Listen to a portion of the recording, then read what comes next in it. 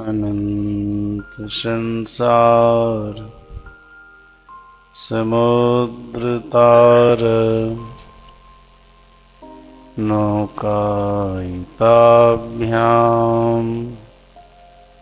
गुरु भक्ति दाभ्याम वैराग्य साम्राज्यद पूजनाभ्याम नमो नमः श्री गुरु पादुकाभ्याम नमो नमः श्री गुरु पादुकाभ्याम संसार वृक्षमारूढ़ा पतन्ति नरकार्णवे यस्तानुद्धरति शर्मान् तस्मै श्री गुरवे नमः। तस्मै श्री गुरवे नमः। बोलिए प्रेम से श्री सद्गुरु महाराज की जय।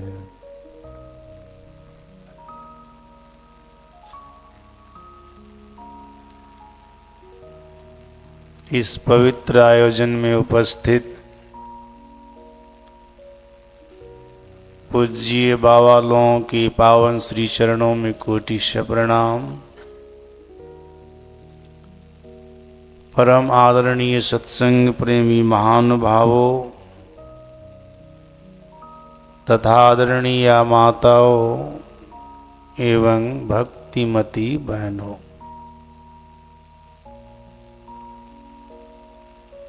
हम सभी लोगों के ऊपर परमात्मा स्वरूप सद्गुरु महाराज की असीम अनुकंपा है, जिससे हम आप सभी लोग भगवान बुद्ध की जन्मस्थली लुम्बिनी वन के क्षेत्र में सत्संग में उपस्थित हुए हैं। जिस सत्संग में हम आप उपस्थित हैं, यह संत मत का सत्संग है। संत मत सत्संग के द्वारा ज्ञान योग युक्त ईश्वर भक्ति का प्रचार प्रसार होता है और संतमत सत्संग का अपना खास नियम है। कहीं भी और किसी भी अवसर पर होता है तो स्तुति प्रार्थना या स्तुति विनती के बाद सद्ग्रंथ से पाठ होता है। पाठ के आधार पर जो विषय बनता है, प्रवचन करने वाले प्रवक्ता लोग बाबा लोग उसी विषय पर प्रवचन करते हैं। यहाँ कुछ देर पहले संत मत सत्संग की नियमानुकूल स्तुति प्रार्थना के बाद सद्ग्रंथ से पाठ हुआ। पाठ के आधार पर सत्संग का विषय बना सत्संग की महिमा। अभी मैं आप लोगों को सत्संग की महिमा के संबंध में कुछ सुनाऊंगा। महापुरुषों ने कहने की कृपा की है, सत्संग की बड़ी महिमा है। हम लोगों के सद्गुरु महाराज महर्षि में ही परमहंस जी महाराज कहने की कृपा की है, सत्संग सबों को प्राप्त नहीं होता है। जो भाग्यशाली होते हैं सत्संग उन्हीं को प्राप्त होता है। मर्यादा पुरुषोत्तम भगवान श्री राम ने कहने की कृपा की है, सत्संग उनको प्राप्त होता है जिनके पास पुण्य की पूंजी होती है। पुण्य पूंजी बिनु मिलहि न क्षमता। भगवान शंकर ने कहा अपनी अर्धांगिनी माता पार्वती से, सत्संग उनको प्राप्त होता है जिनके ऊपर हरि की कृपा होती है। गिरिजा संत समागम शमन लाभ कछुआन, बिनु हरि कृपा न होई सो गावहि वेद पुराण। सज्जना,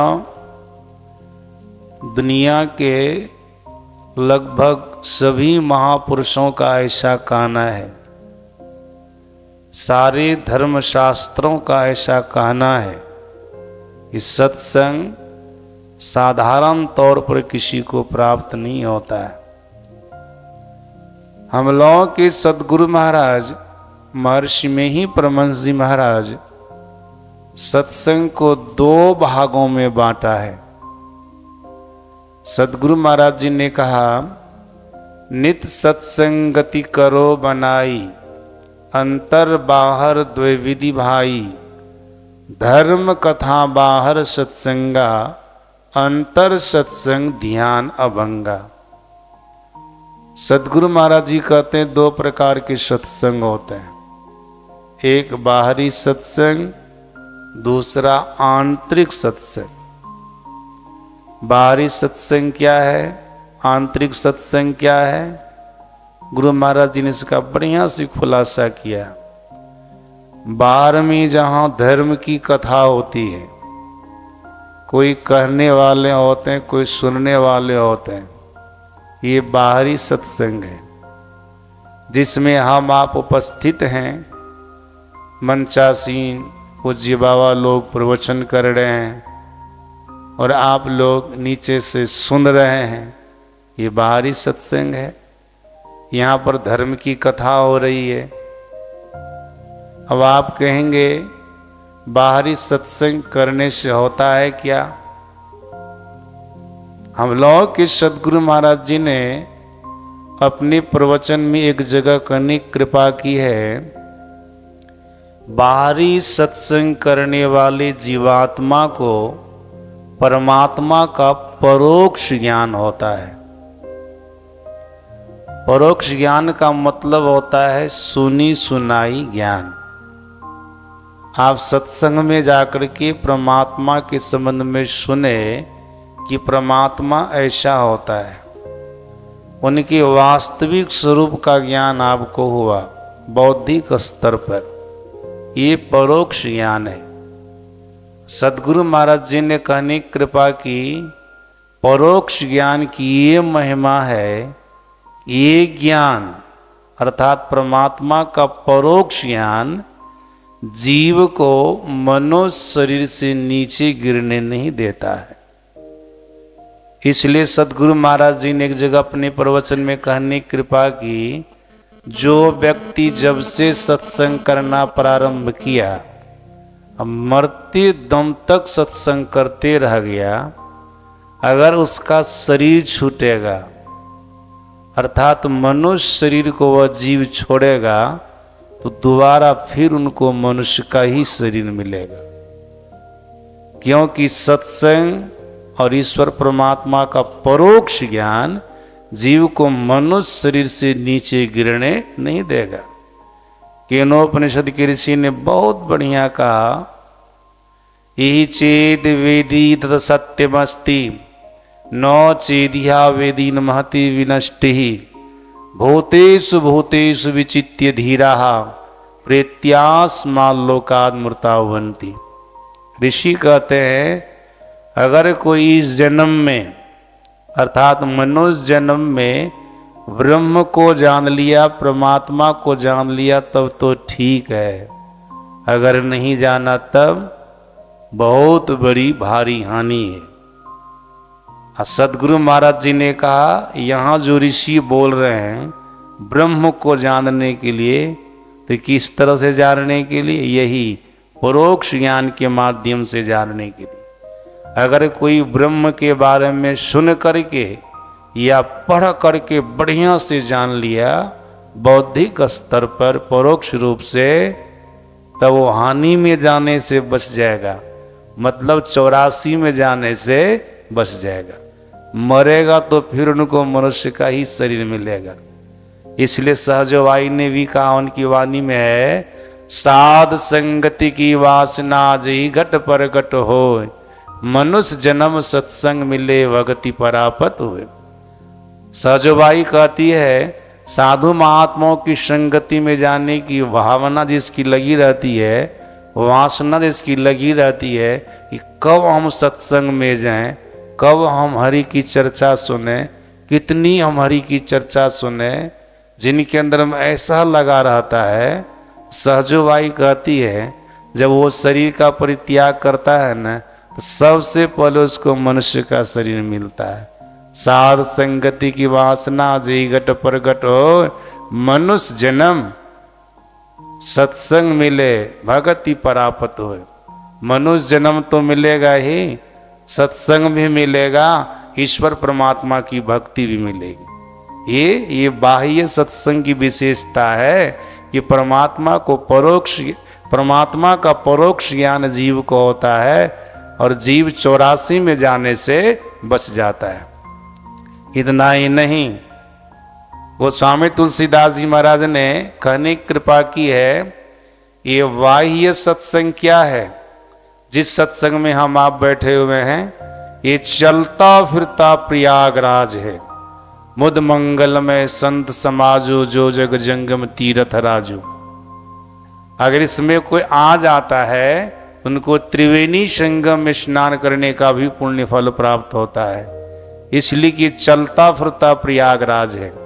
सज्जनों, नहीं चलने फिरने वाला प्रयागराज है जो यूपी में है, सभी लोग जानते हैं, इलाहाबाद में है, जहाँ गंगा की धारा, जमुना की धारा, सरस्वती की धारा पानी के रूप में बह रही है। वे त्रिवेणी संगम है। शास्त्र कहता, महापुरुष कहते, उसमें स्नान करने से पुण्य फल की प्राप्ति होती है, अल्पांश में पाप राशि का नाश भी होता है। देव नदियां हैं, उसमें स्नान करने से पुण्य फल की प्राप्ति होती है, पाप राशि का नाश होता है। लेकिन महर्षि संतसेवी परमहंस जी महाराज ने कहा, इलाहाबाद का प्रयागराज त्रिवेणी संगम जड़ है, वो कहीं आता जाता नहीं है। उसमें भी स्नान करने से पुण्य फल की प्राप्ति होती है, लेकिन वहां जाएंगे तब न। महर्षि संतसेवी परमहंस जी महाराज ने कहा, इलाहाबाद के प्रयागराज का लाभ उठाने के लिए मानव के पास में 3 चीजें चाहिए, समय, स्वास्थ्य और पैसा। 3 चीजों में से एक भी चीज की कमी रहेगी तो वहां का लाभ नहीं उठा सकते। लेकिन गोस्वामी तुलसीदास जी महाराज कहते, सत्संग क्या है? ये चेतन प्रयागराज है। यहाँ पर वाणी रूपी त्रिवेणी संगम की धारा बह रही है। पानी नहीं है इसमें, वाणी की विशेषता है। यहाँ पर वाणी की प्रधानता है। गोस्वामी तुलसीदास जी महाराज ने कहा, राम भगति जहाँ सुर सरी धारा, सरसई ब्रह्म विचार प्रचारा, विधि निषेध में कलिमल हरणी, कर्म कथा रवि नंदनी बरणी। ये चलता फिरता प्रयागराज है। सज्जनों, इसमें जो स्नान करता है और जो जीव इसको बढ़िया से अपना लेता है, गोस्वामी तुलसीदास जी महाराज ने कहा, इसका जो आदर के साथ सेवन करता, सम्मान के साथ सेवन करता है, तो उनके क्लेशों का नाश होता है, उनके दुखों का नाश होता है। गोस्वामी तुलसीदास जी महाराज ने कहा, सब ही सुलभ सब दिन सब देशा, असेवत सादर समन कलेशा। सत्संग, बाह्य सत्संग, जिस सत्संग में हम आप बैठे हुए हैं, इसी के लिए गोस्वामी तुलसीदास जी महाराज कहते हैं, ये सत्संग सबको सब दिन सब देशों में आसानी से मिल जाता है। जो आदर के साथ इसका सेवन करता, सम्मान के साथ इसका सेवन करता है, तो उनके क्लेशों का नाश होता है, उनके दुखों का नाश होता है। इतना कह करके गोस्वामी तुलसीदास जी महाराज ने कहा, सत्संग की महिमा को सुन करके किसी को आश्चर्य नहीं करना चाहिए। सुनी आश्चर्य करे जनि कोई, सत्संगति महिमा नहीं गोई। का किसी को आश्चर्य नहीं करना चाहिए। वाल्मीकि नारद घट जोनी, निज निज मुखनि कहीं निज होनी। जल चर थल चर नभ चर नाना, जे जड़ चेतन जीव जहाना। मति की रति गति भूति भलाई, जब जही जतन जहां जही पाई। सो जानव सत्संग प्रभाव, लोक हो वेदना आनु पाओ। कहते कहते अंतिम में कह दिए, सुनि समुझहि जन मुदित मन, मज्जहि अति अनुराग। लाई चारि फल छत्तनो, साधु समाज प्रियाग। ये लाभ आपको मिलेगा बाहरी सत्संग में आने से। एक तो परमात्मा का परोक्ष ज्ञान होगा, और साथ साथ बहुत सारे लाभ आपको मिलेंगे। और सज्जना, आंतरिक सत्संग ध्यान करने से क्या होगा? अंतर सत्संग ध्यान अभंगा। याद रखिएगा, हम लोग के सदगुरु महाराज जी ने कहा, आंतरिक सत्संग करने वाले जीवात्मा को, अर्थात ध्यान करने वाले जीवात्मा को परमात्मा का अपरोक्ष ज्ञान प्राप्त होता है। अपरोक्ष ज्ञान का मतलब होता है प्रत्यक्ष ज्ञान। प्रत्यक्ष ज्ञान, हकीकत ज्ञान। सज्जनों, आंतरिक सत्संग ध्यान करेंगे ना, तो परमात्मा का प्रत्यक्ष ज्ञान आपको होगा। जैसा कि स्वामी ब्रह्मानंद जी महाराज ने कहा, जिमी दूध के मतन से निक्षत है घी जतन से, तिमी ध्यान के लगन से पर ब्रह्म ले निहारा। ध्यान करेंगे तो आपको पार ब्रह्म परमात्मा का दर्शन होगा, ईश्वर का दर्शन होगा। सज्जना, अब आप कहेंगे, अगर ईश्वर परमात्मा का दर्शन हो गया आंतरिक सत्संग ध्यान करने से, तो हमको लाभ क्या होगा? बहुत बढ़िया नचिकेता को जमराज ने कहा था, जो जीवात्मा अपने जीवन काल में आंतरिक सत्संग अर्थात ध्यान करके परमात्मा का प्रत्यक्ष ज्ञान प्राप्त कर लेता है, अपरोक्ष ज्ञान प्राप्त कर लेता है, अगर वो जीवात्मा एक बार शरीर का परित्याग कर देता है, ब्रह्मलीन हो जाता है, अर्थात अपने आप को परमात्मा में मिला देता है, तो दोबारा फिर वो शरीर भाव को प्राप्त नहीं होता है। यही चेत सकत बोधम प्राक शरीरस्य विसृशः, ततः सर्गेषु लोकेषु शरीरत्वाय कल्पते। यमराज कहते हैं नचिकेता को, वो जीवात्मा दोबारा शरीर भाव को प्राप्त नहीं होता है। मतलब 84 लाख प्रकार के शरीरों में से किसी भी शरीर में नहीं जाता है, मतलब उसका जन्म नहीं होता है। और सज्जनों, जब जन्म नहीं होगा तो मरण होगा? मरण भी नहीं होगा। इसका मतलब हुआ, परमात्मा को प्रत्यक्ष रूप में जानने वाला जीवात्मा जन्म मरण के चक्र से छूट जाता है, आवागमन के चक्र से छूट जाता है। इसलिए आंतरिक सत्संग करना चाहिए। सुन रहे थे पाठ में, वेद भगवान कह रहे थे, ईश्वर परमात्मा को जानने के लिए जीवात्मा को 4 योगों का सहारा लेना चाहिए। बुद्धि योग, मानस योग, ज्योति योग और नादि योग। सज्जनों, बुद्धि योग बाहरी सत्संग है, मानस योग, ज्योति योग और नादि योग आंतरिक सत्संग है। बुद्धि योग अर्थात सत्संग, बाहरी सत्संग, मानस योग, ज्योति योग, नादि योग अर्थात आंतरिक सत्संग। सज्जनों, मानस योग में मानस जप है, मानस ध्यान है। ज्योति योग का मतलब होता दृष्टि योग का साधन। नादि योग का मतलब होता नादानुसंधान की क्रिया, शब्द साधन। बाहरी सत्संग तो जनरली सभी कर सकते हैं, लेकिन आंतरिक सत्संग सभी लोग नहीं कर सकते हैं। इसके लिए गुरु चाहिए।